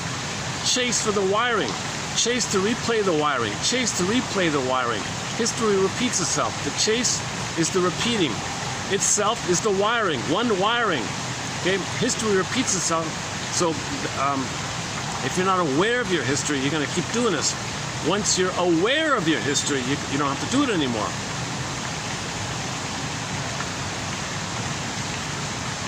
You promise yourself you will never get involved in this type of relationship again, only to arrange a new cast with the same old script. You did it again. You ask yourself, quote, why do I engage in such self-defeating behaviors? Why do I keep choosing the same type of partner? Another version, why do I get bored with nice people and feel spellbound and mesmerized by the ones who hurt me? Well, you're only attracted to ones who hurt you because mother hurt you. You want to find a copy of your mother to be re-hurt by. That's the spellbound. You're mesmerized. Right? That's your script. Same script, different cast. You're out of the script if you choose a healthy person. It doesn't fit the script. To get out of the dysfunctional script, you got to identify the script. Then you can choose a healthy person. play the song "If You Won't Leave Me, I'll Find Somebody Who Will" by Warren Zevon. We played that one recently. That one we played recently. Very good song. "If You Won't Leave Me, I'll Find Somebody Who Will." And Katie Lee's song called "It Must Be Something Psychological." It's really quite explainable.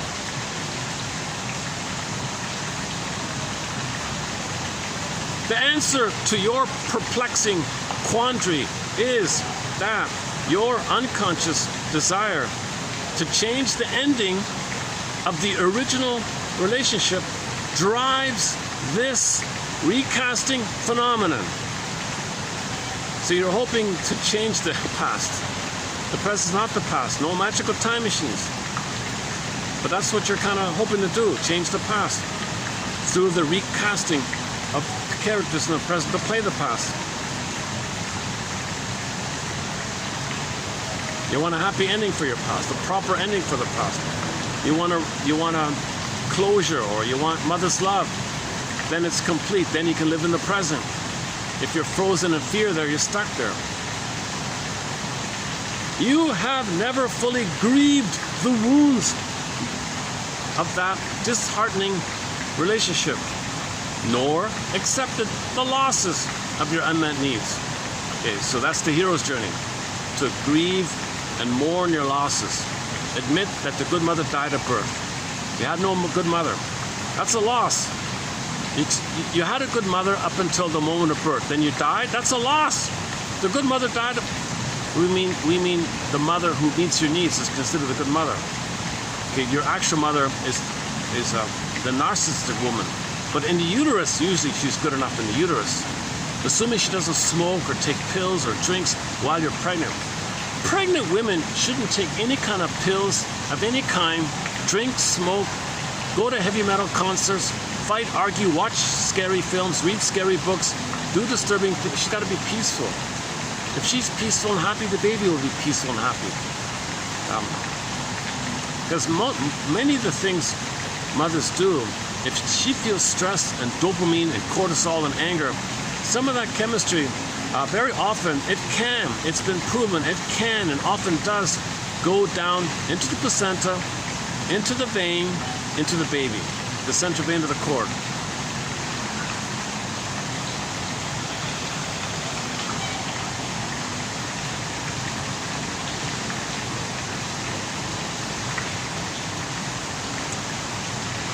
Repetition compulsion is a defense mechanism used to avoid dealing with the grieving process.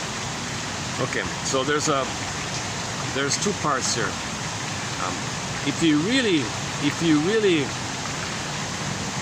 don't want to face anything, just repeat it and don't question it.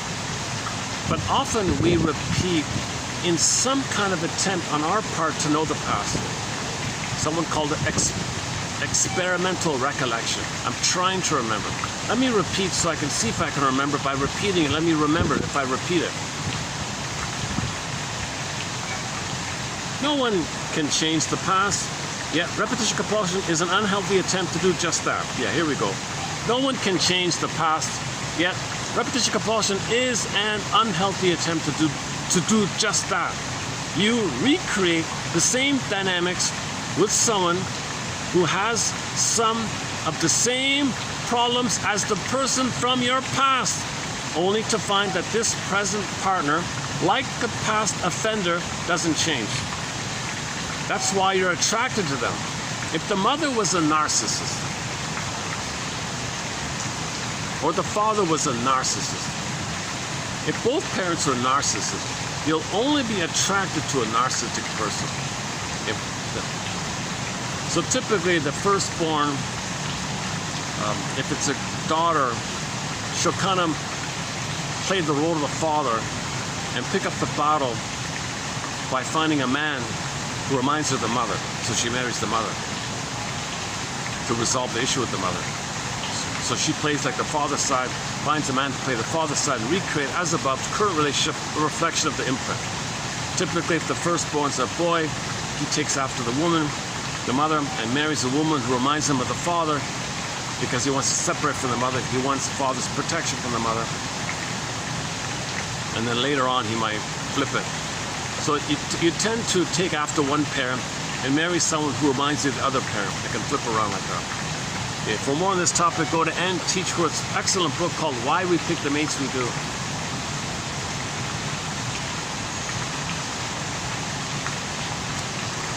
You relive the pain of your past once again, and the wounds go deeper and wider, all the while hoping to bring closure to some unfinished phantom relationship.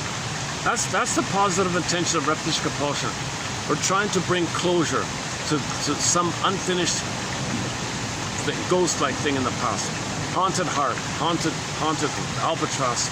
Something's hanging on us. We're being. This memory of the trauma. It's a phantom kind of thing, or a ghost kind of thing. Significant relationships from your childhood that didn't meet your needs cannot be changed. The effects of those relationships, however, can be. Until you recognize and grieve your losses, they will drive you to reenact the script over and over with the hopes that the story will finally have the ending that you should have received with your mother originally back in the past. You're hoping to get the proper outcome with the mother in the past. So what should have happened in the past? Okay, we get it. Mother is there to meet the baby's needs, not whereby the mother used the baby to meet her needs. The proper happy ending is that the mother meets the baby's needs, not the baby's pressured to meet the mother's needs. That's a miserable thing. That's why you're stuck there. Mother, I want you to meet my needs. I can't meet your needs. I'm a helpless little baby here. Mother says, no, you meet my needs. Are you psychotic, or are you delusionally psychotic? Mother doesn't get it. She makes an excuse. Mother's rights. I have a right to be loved. Or family, so make some excuse. You take care of me.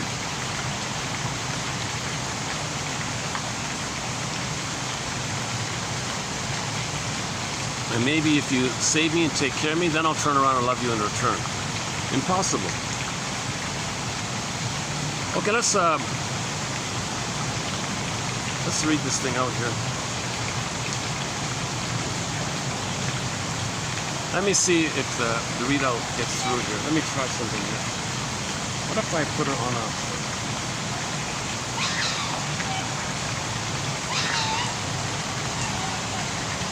I gotta find a way to play these things where it doesn't get... I'm still trying to figure the audio thing out there.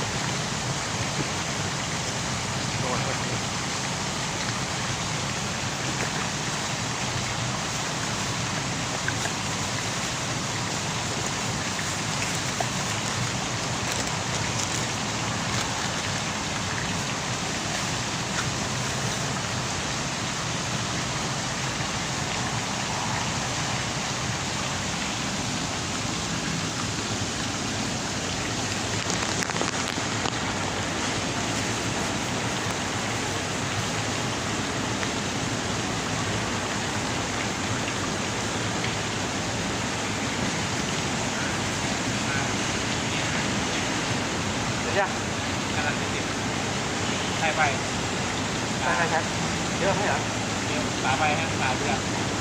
Let's give this a try here. All right, here we go.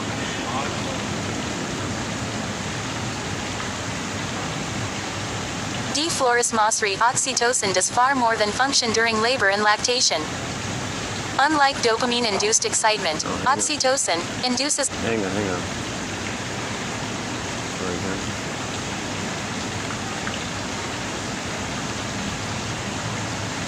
You are prone to recreate the dynamics of an unresolved relationship where your needs were not fulfilled. Repetition compulsion.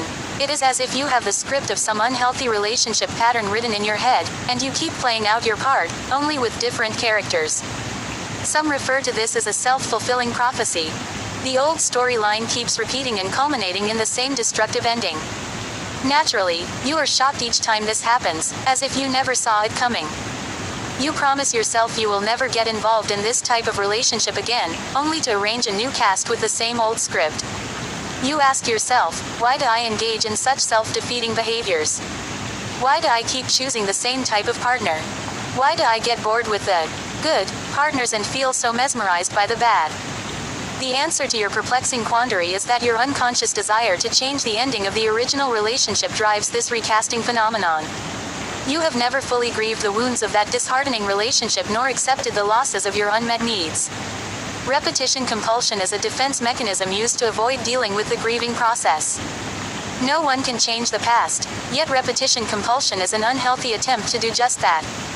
You recreate the same dynamics with someone who has some of the same problems as the person from your past, only to find that this present partner, like the past offender, never really changes.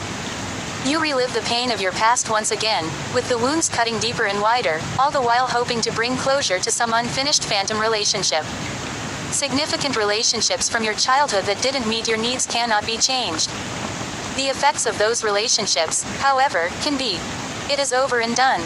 Until you recognize and grieve this loss, it will drive you to reenact the script over and over with the hopes that the story will finally have a happy ending. J. Van Epp. During conditions of uncontrollable stress, catecholamine neuromodulators dopamine, norepinephrine, and epinephrine are released in the central and peripheral nervous system. M. Cortina and G. Liotti, a 4-minute film in which a simulated dopamine molecule, like a great floppy skeletal bat, docked at a postsynaptic receptor. Now we have a conscious presentation of a model of a dopamine molecule, because resorting to sex, drugs, and rock and roll was a means of filling an identity void, providing a dopamine fix that countered depression resulting from that void. C. Clulo Fisher found that obsessive, insistent romantic love is associated with elevated dopamine or norepinephrine along with lowered serotonin. She pointed out that dopamine is a reward-mediating transmitter and that it produces focused attention. Fierce energy, concentrated motivation to attain a reward, and feelings of elation. M. Krasnopol does rage activate the seeking system in some individuals with damaged dopaminergic systems. H. Bohr-Boom, because of its role in seeking, however, dopamine activity may underlie the excitatory enjoyment of jouissance. Thus, the surprising enjoyment i.e., dopamine spike is necessary to associate the adequate action with need satisfaction. Unpleasure recruits the seeking system via dopamine activity to motivate the organism to seek out the lost object in a protest phase. J. Dallaglio patients, in particular, and some of their physicians, are beginning to realize that after a few years on the new dopamine reuptake inhibitors the effect is wearing off, they haven't learned anything, and it is time to offer them something more substantial, something they can live on. J. Dyrud in states of a strong therapeutic bond, oxytocin and dopamine may become activated, stimulate neuroplasticity, and make it more likely that the client will respond to the therapist's interventions. M. Edlow and C. Kahn Panksepp's research about music promoting dopamine release in animals. D. Flores Mosri oxytocin does far more than function during labor and lactation. Unlike dopamine-induced excitement, oxytocin induces a calm, warm mood that increases tender feelings and attachment. D.L. Frank dopamine can also produce dissociative symptoms depersonalization in certain patients. Good, 1989. M. Glucksmann the skin-to-skin contact stimulates the release of the feel-good hormones oxytocin, dopamine and serotonin, and it inhibits the release of cortisol, epinephrine and norepinephrine. J. Goldsmith and H. Cowan, we feel better when connected. Our brains produce dopamine and oxytocin when we share meaningful social experiences. T. Grange Isaacson, dopamine is as often a dream destroyer as it is a dream creator. J. Hobson and E. Pace shot the come down periods after use, more colloquially known as dopamine dumps. D. Jones. TQ 3154. Okay, you heard the voice? That was TQ 3154. Two good, strong quotes today. Miscellaneous ones on dopamine, and this one here from Mr. Van Epp. I liked his very informal, clear way of writing. That's a good one. This first one's very good. Yeah, okay, let's, since we talked about dopamine for the past couple of days, why don't we finally play that song? Most people know it, but let me see if I'm online here. Hold on a sec. And then when the song ends, maybe I'll close up the video for today. Should we check out the lyrics or just play it directly? Okay, let's just play it directly here. Hold on a sec. Maybe I can find an acoustic version of it. Hold on a sec. What's it called again? When the chase is better than the catch? Hang on, hang on.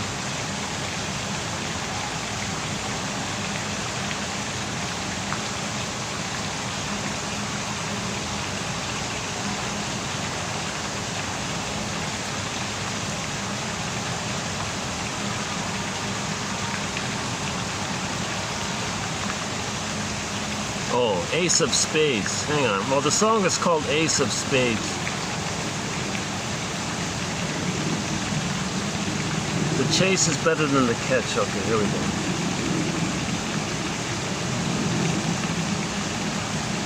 Let's see if there's an acoustic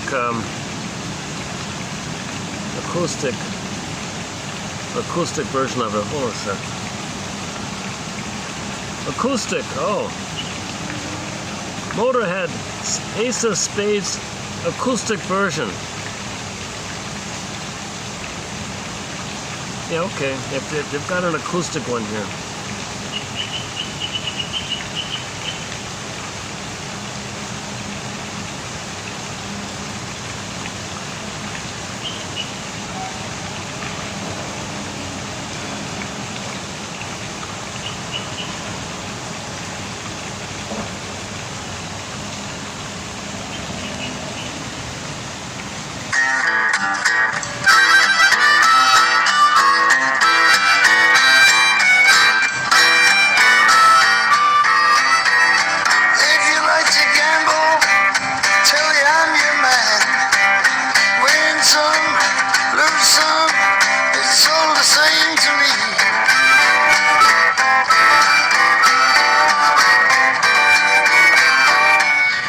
Sounds pretty bad.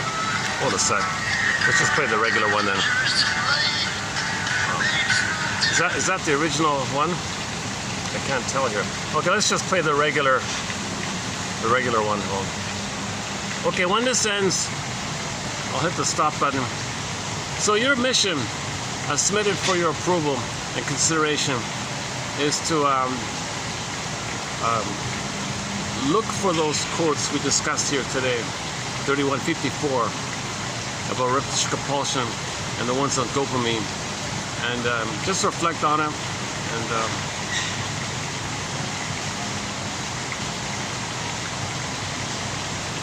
just see what springs to mind on it.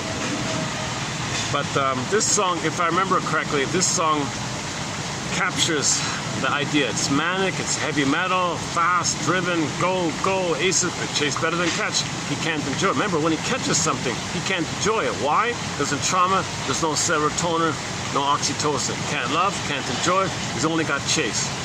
It's hope. The chase means he's gonna have a fantasy that the thing he's chasing, it's gonna trigger the time in the uterus when he was in a blissful feeling. And from that old fantasy that he blips up, he'll get some chemistry to balance the scale. Okay, he's got to do it again because the pain's still there. Do it again. So he only got the chase. He can't enjoy the catch because it doesn't heal the set points. Right? So this song really is all about dopamine.